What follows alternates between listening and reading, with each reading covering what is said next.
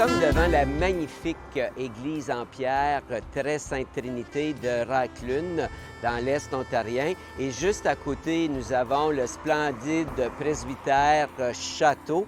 Ces deux bâtiments-là sont parmi les plus beaux joyaux du patrimoine religieux franco-ontarien.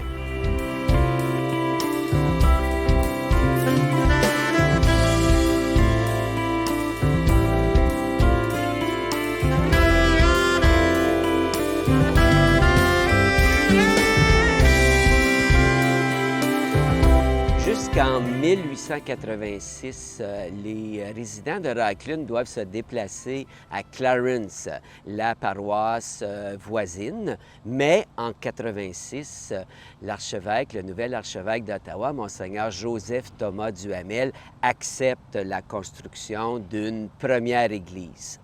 Malheureusement, cette église-là va être détruite, incendiée 13 ans plus tard, en 1899, et il faut reconstruire une nouvelle église sous la direction du curé Pierre-Siméon Hudon. C'est un curé qui est très dynamique, il met les mains à la pâte, il va même contribuer financièrement à la construction de l'église, et ce curé-là va être l'âme de Sainte-Trinité de Raclune pendant plus de 40 ans. Encore une fois, l'église est incendiée en 1916, mais on va reconstruire immédiatement, et là, on va reconstruire sous le même modèle que l'ancienne église. Et c'est pour ça que quand on entre dans l'église de Très Sainte-Trinité, on a l'impression plus d'entrer dans une église du 19e siècle qu'une église du 21e siècle.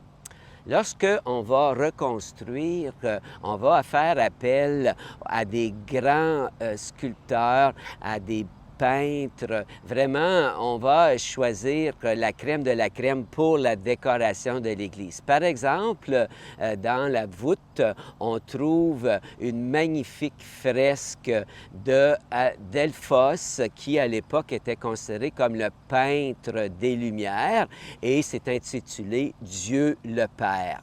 On fait aussi appel à un grand décorateur d'églises. On dit qu'il a peint, décoré plus de 200 églises en Ontario, au Québec et même aux États-Unis.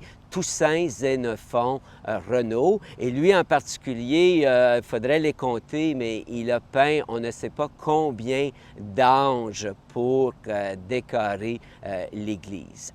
Ce qui est très particulier dans cette église-là, c'est la seule dans l'Est ontarien qui a conservé sa chaire et son abat-voix. À l'époque, on n'a pas de micro, alors on met un petit toit sur la chaire pour que la voix porte à l'intérieur de l'église et non monte en haut.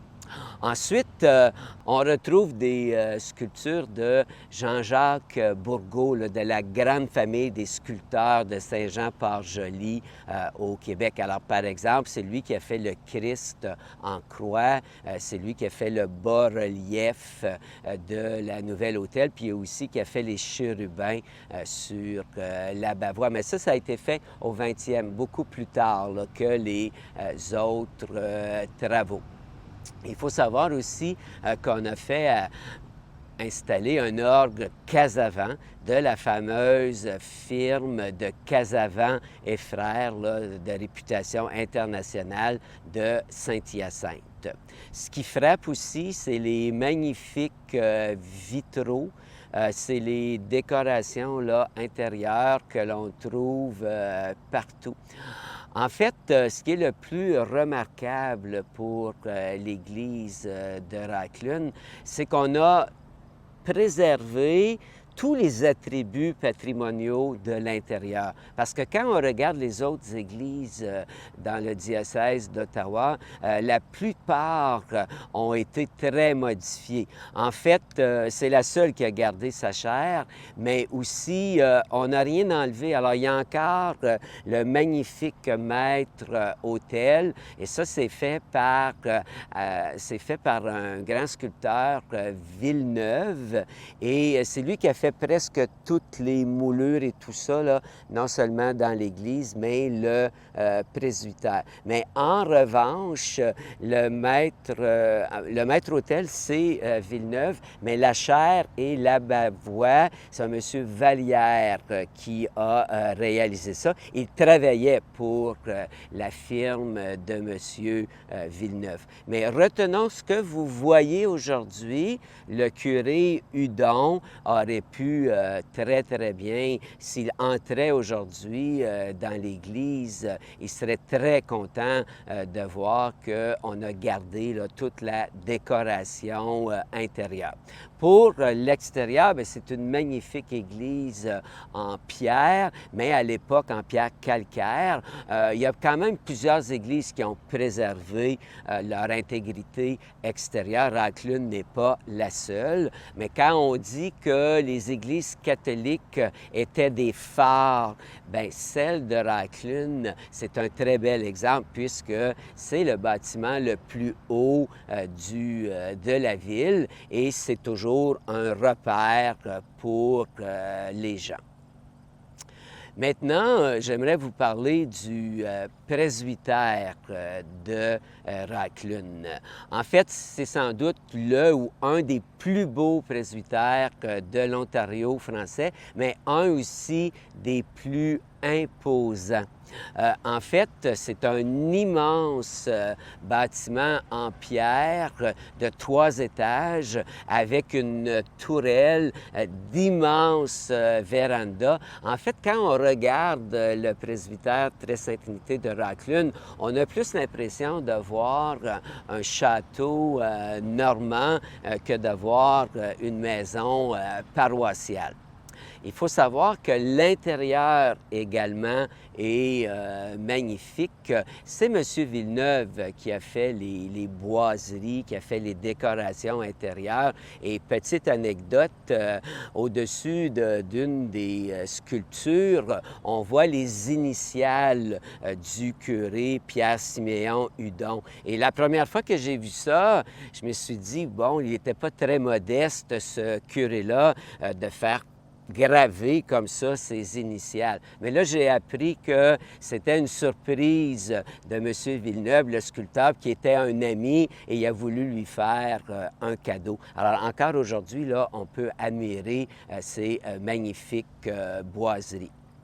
Il faut savoir que ce presbytère-là représente bien l'importance que l'Église catholique avait au 20e siècle, pendant une grande partie du 19e, mais au 20e siècle, lorsqu'on a construit le presbytère. Imaginez-vous, vous avez 2 grands salons, salle à dîner, grand escalier, mais il y avait 17 chambres à l'intérieur. Alors, et toutes ces chambres-là étaient souvent occupées par curé, par vicaire. Il y avait aussi des séminaristes qui venaient habiter dans le presbytère château.